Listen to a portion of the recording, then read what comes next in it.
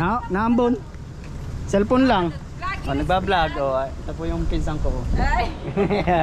Vlogger Ganda babae. yan. Kaya pala ako yung nakaganito. Ano yung Tara ka. papadala mo? Cellphone. Ito. Kaso ito yung ginagamit ko pagba-vlog. Ikat naman ng bebe mo. Ano yan? Bibigay ko na lang kay bebe. Papatayin. So yun po mga kapepoy. Papaalam na tayo sa pinsan ko. At may suhol tayo kasi po. Thank you. May ano ako dyan, may utang. Kaya sinuhulan ko muna para hindi ako singilin. Bye-bye. Bye-bye. Kuya, bye-bye. Ingat ka. Sige, sige.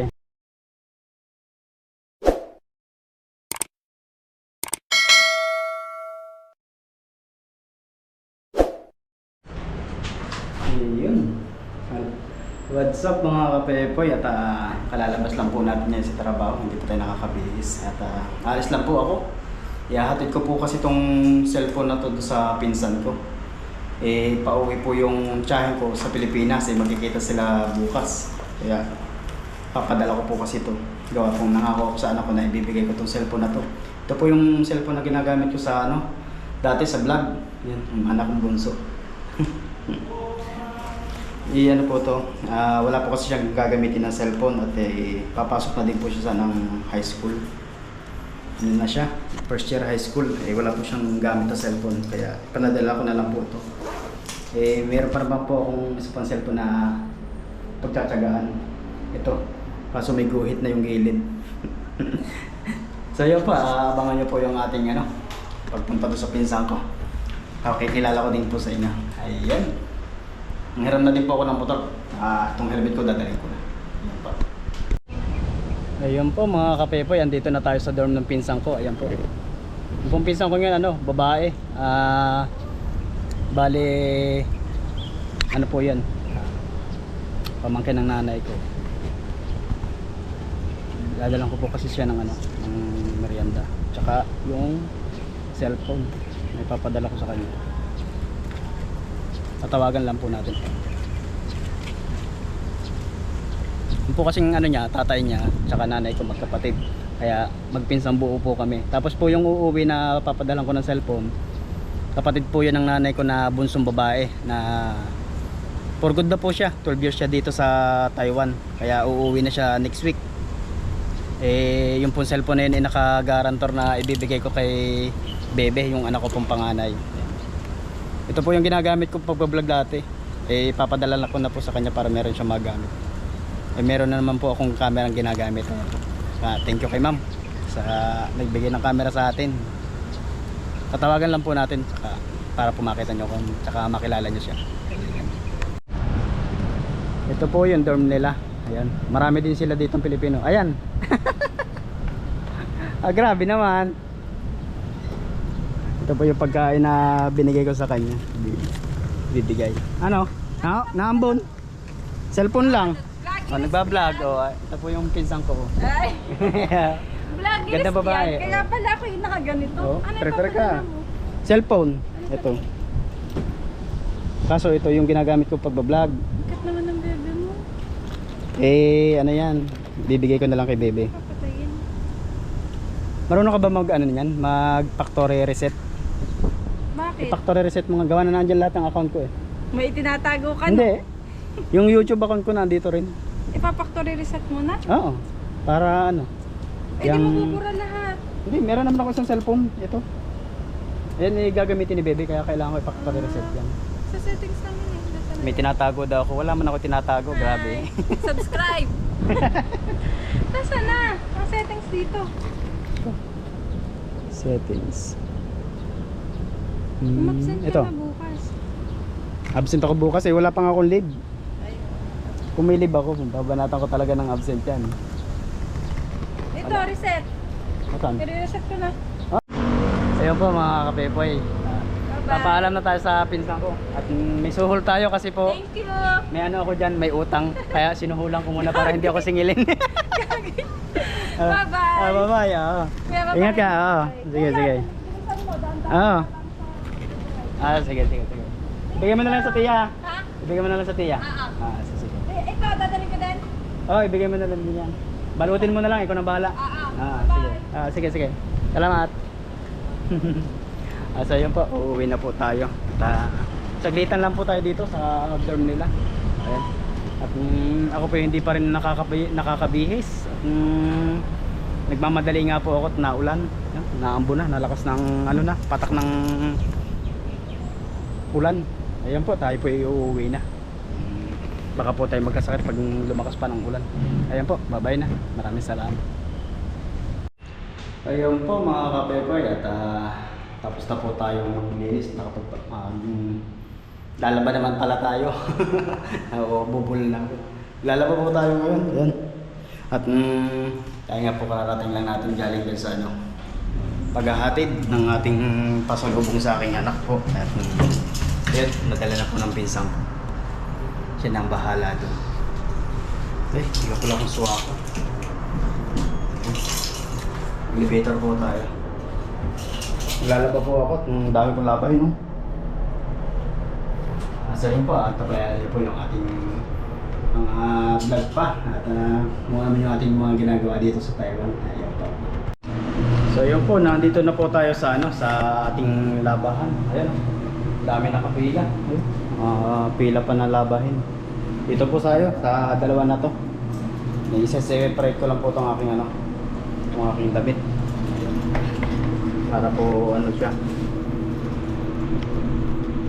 Dalawang salang po kasi ang gagawin dito. Ito na sa pagdami. Patrabaho ko tsaka pambahay. Pupunta din po ako dito sa ano, sa season. Kasi po bibili ako ng mga kailangan ko. Gaya ko na sabon, toothpaste. Gusto na yung mga kailangan. Grabe po yung damit ko. Ang kadumi. Hey! Ano? Vlog muna. Mag-vlog man ako. Shout out naman. Shout out. Video ba yan? Yung kasama kong pogi. Ayan, Hi shout out. guys! Welcome to my vlog. Tagal naman ito. Nakatagi tayo ako naghihintay. Oo nga no? Saka masarap. Ano ba na yan? Hindi pa, lalabang ko pala. Pahinga pa ako. Tapos kumain. Pagod. Pagod. Siguro, pagod.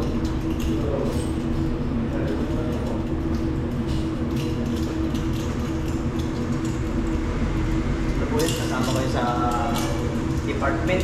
Si Yani. Dennis. Bakit naman natin ating bag. Tapos ito po ay ano, mga 1 week. 1 week ko na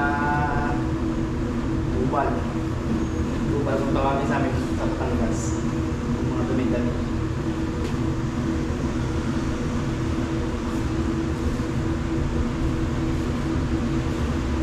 Grabe.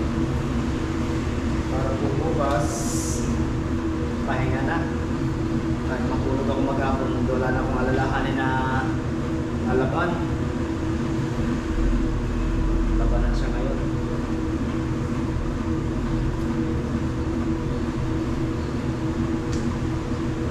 Saka wala na pa rin po akong iaatid sa pinsan ko. Okay na, dala ko na rin naman siya. Kaso nga po, hindi kami nakapagkwentuhan nun. Ang bilis. Kasi po nga naulan.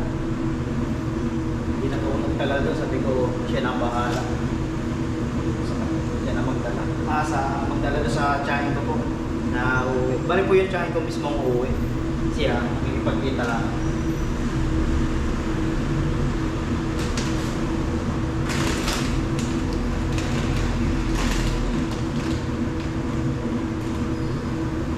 Salamat po na. Maghuhulog po ako dito sa ano. Maghuhulog. Barya. 40 points ang nilaba dito.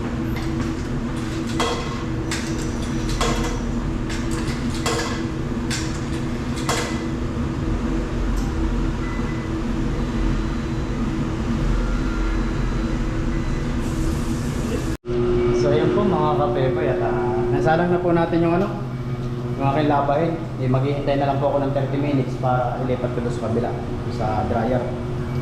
Ayun po at pupunta po tayo sa ano, sa season. Bibili po tayo ng mga needs natin na gamit sa katawan. Magaya po ng sabon. Ayan, inulit ko po. Ayun po mga kapepe, andito na tayo sa ano, sa season. Ayan, season. Papasok po tayo dito. Bibili po ako ng sabon. Ito tayo sa loob.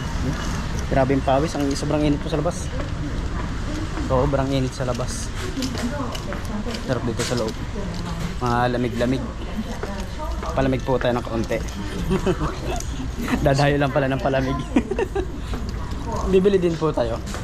Hindi lang tayo dadayo ng palamig. Ito po yung mga ano nila. Dito ako nabili ng sabon po. Mag-iikot-ikot muna tayo. Tsaka bus na din po yung aking ano, pabango. Baka meron ako makita dito. Yung bench. Baka meron sila dito. Pero dito pa ako bumili ng ano, ng Gatsby. Gatsby yung binili ko dito. Saka yung pong pangkulay. Kaya po may kulay yung buhok ko eh. Dito rin ako bumili ng pangkulay. Yan. Kasi mura lang po ang... Pero papagupit na ulit ako. Parang naasiwa na ulit ako sa buhok ko eh. Para daw magbukang bata. Yeah. Yan po. Mga ano nila. Body wash. Shampoo. Pero ang shampoo ko po itong ganitong clear. Clear mint. Pero meron pa naman po ako doon kaya hindi pa ako bibili. Yung ano lang. Yan. Dab. Ito po dab. Yan. Kasi mura lang to. 4 na peraso na siya. Ano na siya? 79. Ito ang price. 79. Ito lang po ating bibilhin dito. Ating hindi pa ako ng toothpaste. Kasi pabos na rin po yung toothpaste ko. Ito po ang ginagamit ko na ano, na sabon sa mukha. Koji-san. Kasi nagtatanong po yung mga kasama ko kung ano daw ginagamit ko sa mukha. Bigay ko Koji. Mukhang effective na mga kaunti. At mamaya po pupunta din po ako sa ano, sa net. Pag titingin-tingin din po ako doon ng ano, ng damit. Na kasi po payday ngayon ang company namin eh syempre pipigtasan po natin ng kaunti at magpapadala rin tayo sa ating pamilya sa ano, sa Pilipinas. Ayan. Kasi yung akong binili. Kasi matik po yun. Eh pag ganitong OFW talaga kada sahod automatic po na talagang ipapadala tayo sa ating pamilya para sila ay meron ding gastusin doon, lalo na po yung aking bunso kasi po yung asawa ko kapapanganak pala kaya kailangan talaga nila lagi ng allowance. Ano po lang po yung bunso ko, magti 3 months. Ano po sila, para sa babae yung anak ng asawa ko. Pero ang pagitan po nila ano. Pero so yun po mga kapepe. Dito tayo sa ano, 7-Eleven. Bali po ano, magpapadala po ako sa asawa ko. Ayan. Isesend ko na lang po sa ano, sa asawa. Andito na din po tayo sa malapit sa counter. I-type ko lang po yung papadala sa kanya. Masaya yun lalo. May paparating sa kanyang biyaya. Ayan po. So yun po mga kapepe, okay na po na pagpadala na ako sa asawa ko. Send ko na lang po sa kanya yung ano, reference. Siguro pambili din ng gatas yan po ng baby ko.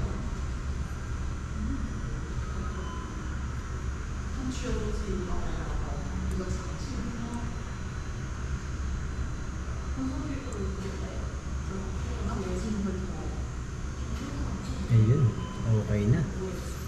At, thank you sa biyaya. Thank you dito sa company namin. Kahit pa paano po yung malaking bagay na yun sa support para po sa pamilya na pambigay sa pangallowance nila. Tsaka bigyan na din po sa nanay tatay ko binibigyan ko din po yun ng allowance, magulang ko. At paano syempre, kahit tayo may pamilya na, huwag natin kakalimutan ng ating magulang. Kailangan lagi sila meron. Pag meron din ang ating asawa at anak, meron din sila. Yan. Hindi man po kalakihan, pero at least sila meron din. Ika nga. Malaking bagay na po yung kanilang pambili ng kanilang pangulang.